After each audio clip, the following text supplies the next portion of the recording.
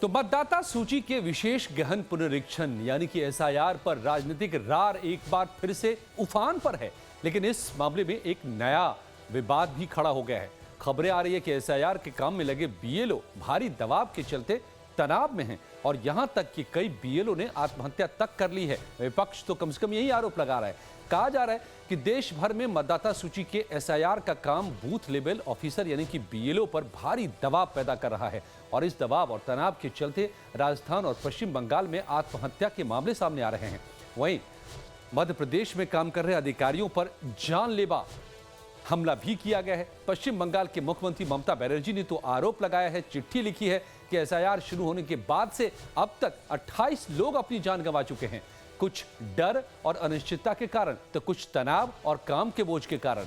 और इसी बीच राजस्थान के जयपुर में 45 साल के सरकारी स्कूल के शिक्षक और बीएलओ मुकेश जागीर ने भारी काम के दबाव के चलते आत्महत्या कर ली। उनके भाई ने दावा किया है कि मुकेश ने सुसाइड नोट में एसआईआर ड्यूटी के तनाव और पर्यवेक्षकों द्वारा सस्पेंड करने की धमकी का जिक्र किया था। राजस्थान प्राथमिक एवं माध्यमिक शिक्षक संघ ने इस घटना पर अब चिंता जताई है और मुख्यमंत्री से ज्ञापन सौंपने और अधिकारियों द्वारा बीएलओ पर अनुचित दबाव न डालने की मांग भी की है। इतना ही नहीं, ये तो राजस्थान की बात थी, पश्चिम बंगाल में भी कथित तौर पर एसआईआर के काम के बोझ तले तनाव से ग्रस्त होकर आत्महत्या करने की बात कही जा रही है। आईसीडीएस और बीएलओ की दोहरी ड्यूटी का तनाव झेल रही एक महिला कर्मचारी, सरकारी कर्मचारी शांति मोनी एक्का ने भी कथित तौर पर एसआईआर प्रक्रिया के दबाव में आकर आत्महत्या कर ली है। उनके बेटे और पति ने बताया कि वो काम के कारण काफी तनाव में थी। इन घटनाओं ने अब राजनीतिक गलियारों में तनाव बढ़ा दिया है। एसआईआर पर पहले से हमलावर विपक्ष और मुखर हो गया है। कांग्रेस ने अपने एक्स पोस्ट में एसआईआर प्रक्रिया को बीएलओ की जान लेने वाला करार दिया है और पश्चिम बंगाल के मुख्यमंत्री ममता बनर्जी ने इस घटना पर दुख व्यक्त करते हुए चुनाव आयोग से एसआईआर अभियान को तत्काल स्थगित करने का आग्रह भी कर दिया है।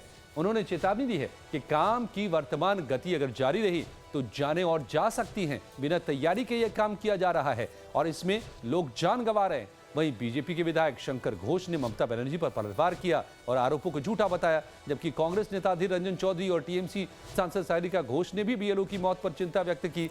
तो देखिए किस तरह से दोनों तरफ से पलटवार चल पड़ा है। The Election Commission of India is exposing its inhuman side by setting totally unrealistic deadlines for BLOs, piling on massive and merciless work pressure on them simply so that the Election Commission can appease its political masters in the Narendra Modi government. Mamata Banerjee is desperate to stop the SIR process.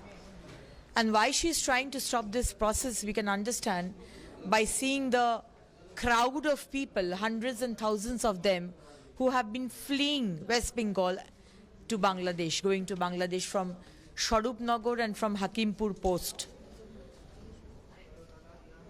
Honorable Court have said that the same time was given in 2000 and the process was completed in 2001 in 3 months. This year also it has been given 3 months and it is being done in no hurry. The problem with Mamata Banerjee is somewhere else, because her vote bank was these Bangladeshi Muslims, these Rohingyas, these Pakistani.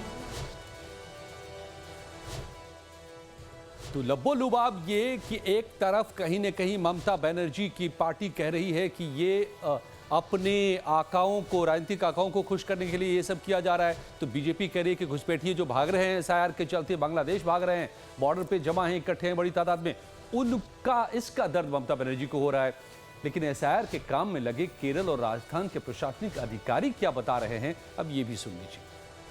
जैसे हमने इनकी सहायता के लिए अतिरिक्त BLO भी लगाए हैं, वॉलंटियर्स भी लगाए हैं और अच्छी तादाद में जो हमारे इंफॉर्मेशन असिस्टेंट्स हैं वो भी प्रोवाइड किए हैं। इसका मकसद ही ये है कि इनका जो वर्कलोड है, हम भी समझते हैं कि एसआईआर में एक समय सारणी है, उसके हिसाब से आउटपुट देना है। राष्ट्रीय महत्व का ये एक समयबद्ध कार्यक्रम है। जो बीएलओज हैं, इन्होंने बहुत ही अभूतपूर्व काम हमारे प्रदेश में किया है और मुझे ये बताते हुए खुशी है कि इन्हीं की मोटिवेटेड परफॉर्मेंस से आज हम लोग 70% मैपिंग संपन्न करा पाए। The BLO will be supposed to be doing some work, but it is a teamwork. We are all working along with the BLO to ensure that we all reach our goal. And that is to ensure in the first phase of enumeration, we give all the enumeration forms to people, get it filled and get it back and digitize. This is the important activity BLO is doing at this point of time. And BLO is not alone in this activity. We are all as a team working with the BLO.